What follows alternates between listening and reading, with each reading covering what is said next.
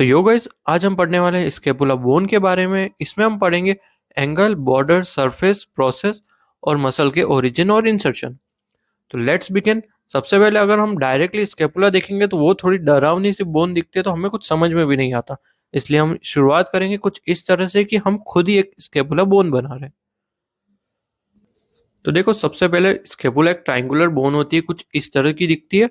और हम स्केपुला में देख सकते हैं, एक होता है सुपीरियर एंगल। ये ट्राइंगुलर लग रही है तो इसमें एंगल्स होंगे। तो एक हो गया सुपीरियर एंगल, एक हो गया लेटरल एंगल और एक हो गया इंफीरियर एंगल। तो कुल मिला के हुए 3 एंगल्स। उसके बाद में हम बात करेंगे बॉर्डर्स की। तो बॉर्डर होते हैं 3 बॉर्डर। एक होता है सुपीरियर बॉर्डर। अब इंफीरियरली एंगल है तो इंफीरियर बॉर्डर तो होगा नहीं, क्योंकि वहां एंगल है। तो क्या हो जाएगा, मीडियल बॉर्डर और लेटरल बॉर्डर, दोनों साइड में जो बॉर्डर हो जाएंगे। उसके बाद में हम इसकी टोटल करें तो ये 3 बॉर्डर हो गई। अब हम देखेंगे सरफेसेस को। तो स्केपुला की सरफेसेस होती है फ्रंट यानी कि आगे की एंटीरियर। इसे हम कोस्टल भी कहेंगे, कोस्टल यानी कि जो रिब्स की तरफ होती है। और इसका दूसरा नाम है सब स्केपुलर फोसा। और पोस्टीरियरली हम देखें, पोस्टीरियर को ही डॉर्सल सरफेस भी कहते हैं। अब इसमें एक पॉइंट आता है कि डॉर्सल सरफेस में एक स्पाइन नाम का प्रोसेस होता है, जो कि इसे अपर और लोअर पार्ट में डिवाइड करता है। तो जो अपर है उसे हम कहते हैं सुप्रा स्पाइनस फोसा। सुप्रा का मतलब है ऊपर, स्पाइन का मतलब है जो स्पाइन प्रोसेस है वो। सुप्रा स्पाइनस मतलब स्पाइन के ऊपर वाला फोसा, और इंफ्रा स्पाइनस फोसा यानी कि स्पाइन के नीचे वाला फोसा। तो ये टोटल सरफेसेस हो गए 2, अगर तुम एंटीरियर पोस्टीरियर देखो। और अगर पोस्टीरियर को और डिवाइड कर लो तो वो हो जाएंगे 3। तो टोटल 3 सरफेस हो सकते हैं, या तुम मान सकते हो 2 भी हो सकते हैं। इसके बाद में हम इस सबको हटाते हैं। तो अब हम देखेंगे इसके प्रोसेसेस को। तो देखो, सबसे पहला प्रोसेस हमने स्पाइन तो देखा ही था। उसके बाद में स्पाइन का ही और एक्सटेंशन होता है, वो होता है एक्रोमियन प्रोसेस। एक्रोमियन प्रोसेस का क्या काम होता है, जब तुम्हारी ह्यूमरस बोन यानी कि जब तुम्हारा कंधा बनता है, उसमें अगर तुम्हें किसी का धक्का लग जाए तो तुम्हारी हड्डी, ऐसा तो होता नहीं, एक पीछे चली जाती है, वो रुक के रहती है। क्यों रुक के रहती है? क्योंकि एक्रोमियन है वहां, वो उस बोन को होल्ड करके रखता है। कौन सी बोन को? ह्यूमरस को। ओके, तो ये हो गया एक्रोमियन, जो कि पीछे जाने से रोकेगा। अब पीछे जाने से तो कोई रोक रहा, अब आगे जाने से भी किसी को रोकना पड़ेगा। तो आगे के लिए होता है कोरेकोइड प्रोसेस, जो तुम्हारी बोन को आगे शिफ्ट होने से रोकेगा। तो ये टोटल हो गए 3 प्रोसेसेस। अब इस सबको हटाने के बाद में हम अब लाइव देख लेते हैं, जो कि हमने अभी तक बोन नहीं देखी थी, अब हम वो देख लेते हैं। तो इसमें सबसे पहले हमने देखे थे एंगल्स। तो ये सुपीरियर एंगल, लेटरल एंगल और ये हो गया इंफीरियर एंगल। उसके बाद में हमने देखे थे उसके बॉर्डर्स। तो ये हो गया सुपीरियर बॉर्डर, ये हो गया लेटरल बॉर्डर और ये हो गया मीडियल बॉर्डर। इसके बाद में हमने देखा सरफेस। तो सरफेस, कोस्टल सरफेस ये हो गया। और पोस्टीरियर सरफेस में हमने देखा था कि 2 भाग में डिवाइड होता है स्पाइन की वजह से। अब स्पाइन की वजह से 2 भाग कौन से थे? सुप्रा स्पाइनस फोसा और इंफ्रा स्पाइनस फोसा। और फिर हमने देखे थे उसके प्रोसेसेस। तो प्रोसेसेस में हमने सबसे पहले देखा स्पाइन, जो कि उसे डिवाइड कर रहा था। और फिर एक्रोमियन, जो कि उसे पीछे जाने से यानी कि कंधे को पीछे जाने से रोक रहा है। और आगे हमने देखा था कोरेकोइड प्रोसेस। तो अब तक हमने समझ लिया एंगल, बॉर्डर, सरफेस और प्रोसेसेस। अब हम बचे कुछ स्ट्रक्चर देखेंगे कि स्केपुला में क्या अलग अलग चीजें हैं। अब देखो, सबसे पहले स्केपुला से अटैच होते हैं 2 बोन्स। एक होती है हमारी क्लेविकल और दूसरा होता है हमारा ह्यूमरस बोन, जो कि हमारे हाथ की हड्डी है। ओके, तो अब इसे अटैच होने के लिए कैविटी की जरूरत तो होगी ना। अब देखो, बोन, ह्यूमरस बोन कुछ इस तरह की दिखती है। अब तुम्हें इसके हेड से लग तो रहा होगा कि ये कहीं ना कहीं तो अटकना चाहिए। अभी कहाँ अटकता है? ये अटकता है ग्लिनोइड कैविटी। कैविटी का मतलब खाली जगह। ओके, तो ये जाके अटकता है ग्लिनोइड कैविटी में। और उसके बाद में हमारी दूसरी बोन होती है क्लेविकल। अब क्लेविकल के लिए भी एक जगह होती है, उसे हम कहते हैं फेसिट। फेसिट पे क्लेविकल अटैच होती है, ग्लिनोइड कैविटी पे ह्यूमरस अटैच होता है। ओके, अब इसमें 2 ट्यूबरकल होते हैं। ट्यूबरकल मतलब उभार होते हैं। जैसे कि तुम्हारा चेहरा है, तुम्हारे चेहरे पे पिंपल हो गया तो वो चेहरे का उभार हो गया एक तरह से। वैसे ही यहाँ पे भी 2 ट्यूबरकल होते हैं। ओके, कहाँ पे होते हैं? ग्लिनोइड कैविटी के ऊपर और ग्लिनोइड कैविटी के नीचे। अब ऊपर होगा तो क्या कह देंगे हम? सुप्रा ग्लिनोइड ट्यूबरकल, क्योंकि इसे ट्यूबरकल कहते हैं ना। और अगर नीचे हुआ तो इंफ्राग्लिनोइड ट्यूबरकल। ओके, इसके बाद स्केपुला में 2 स्ट्रक्चर और बच जाते हैं, जिसे हम कहते हैं नॉच। नॉच का मतलब होता है जो किसी को रास्ता दे, जैसे कि आर्टरी को, वेन को या फिर किसी नर्व को।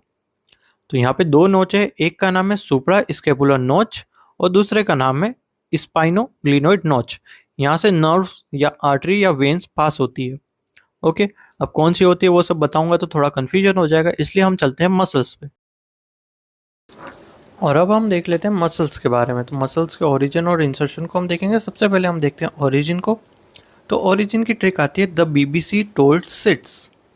ओके, बीबीसी एक न्यूज़ चैनल है, अगर तुम्हें पता नहीं हो तो। सबसे पहले हम देखते हैं टी को। तो टी से याद करेंगे हम टेरिस मेजर। अब टेरिस मेजर और टेरिस माइनर की एक ट्रिक है कि ओरिजिन ये कहाँ से होते हैं। तो टेरिस के टी से याद करेंगे हम थिक, और थिक कौन सी बॉर्डर होती है, तो लेटरल बॉर्डर। तो थिक लेटरल बॉर्डर यानी कि लेटरल बॉर्डर। तुम्हें इसका पॉइंट भी मिल गया कि लेटरल बॉर्डर थिक होती है। उसके बाद हम याद करेंगे बी। बी और B bicep brachii long head और बाइसेप ब्रेकाई शॉर्ट हेड।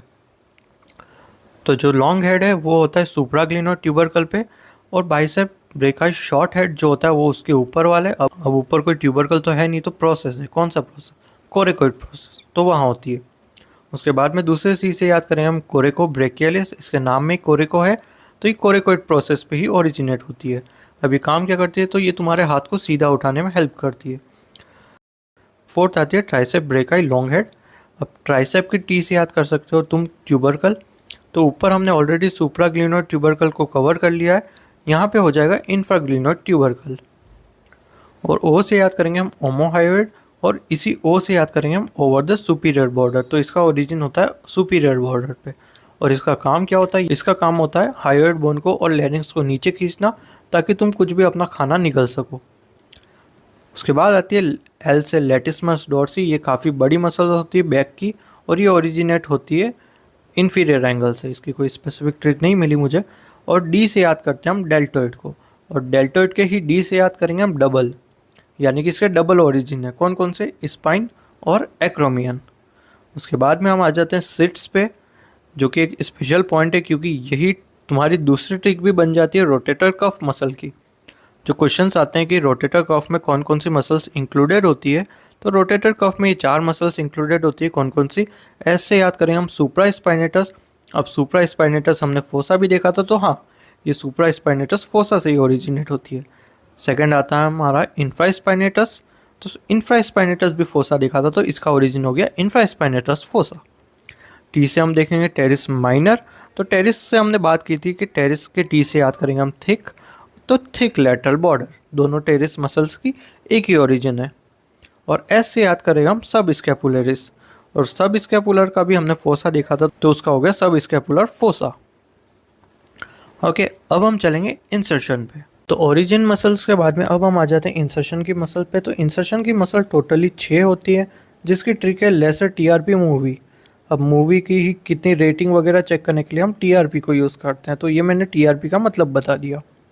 तो ट्रिक क्या है, लेसर टीआरपी मूवी। ले से याद करेंगे हम लेवेटर, और एस से याद करेंगे हम स्केपुलाई।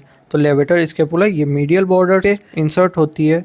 उसके बाद में से याद करेंगे हम सेरेटस एंटीरियर, ये भी मीडियल बॉर्डर पे इंसर्ट होती है। आर से याद करेंगे हम रोम्बोइड मेजर, अगेन मीडियल बॉर्डर पे इंसर्शन। टी से याद करेंगे हम ट्रेपेजियस। ट्रेपेजियस कुछ इस तरह की मसल होती है, तुम देख रहे हो साइड में कर्व बन रहा है। अभी कर्व कहाँ पे अटैच हो सकता है, तो ये अटैच होगा स्पाइन और एक्रोमियन पे।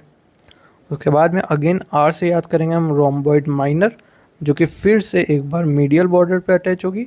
और पी से याद करेंगे हम पेक्टोरियलिस माइनर। अब यहाँ मूवी का क्या प्रॉब्लम था कि मूवी क्यों लिखा है। मूवी तुम याद रख भी सकते हो, नहीं भी रख सकते हो।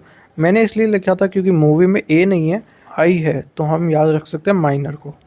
ओके, और ओ से हम कुछ कुछ याद कर सकते हैं कि कोरेकोइड प्रोसेस है। ओके, इसी के साथ लाइक से सब्सक्राइब, टाटा।